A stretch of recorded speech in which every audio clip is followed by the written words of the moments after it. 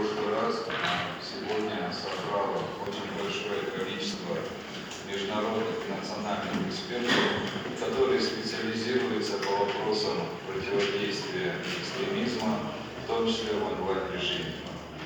Я уверен, что наша совместная работа в рамках сегодняшнего симпозиума придаст новый импульс международному диалогу в сфере противодействия экстремизму онлайн.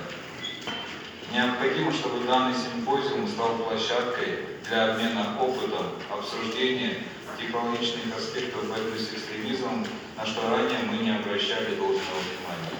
Я могу сказать, что с прошлого года та работа, которая была начата во время первого симпозиума, она продолжает проводиться и в настоящее время и приносит первые такие хорошие, эффективные плоды, которые нам позволяют говорить, что противодействие экстремизму и терроризму у нас с каждым разом все более улучшается.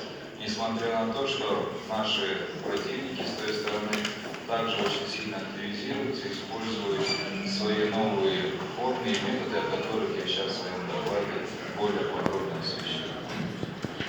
Сегодня мы наблюдаем расширение арсенала методов и форм осуществления экстремистской и террористической деятельности. Часть этих группировок пытается обрести стабильное финансирование и достаточно эффективно использует современные технологии. В Кыргызской республике есть четкое осознание того, что только силовыми методами проблему экстремизма и терроризма решить невозможно.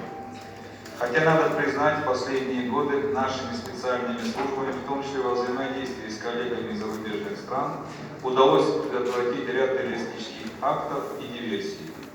Экстремистские и террористические организации, исходя из складывающейся социально-экономической и политической ситуации в странах своего интереса, постоянно корректируют и совершенствуют методику, тактику и стратегию своих действий, направленных на достижение цели по распространению радикальной идеологии.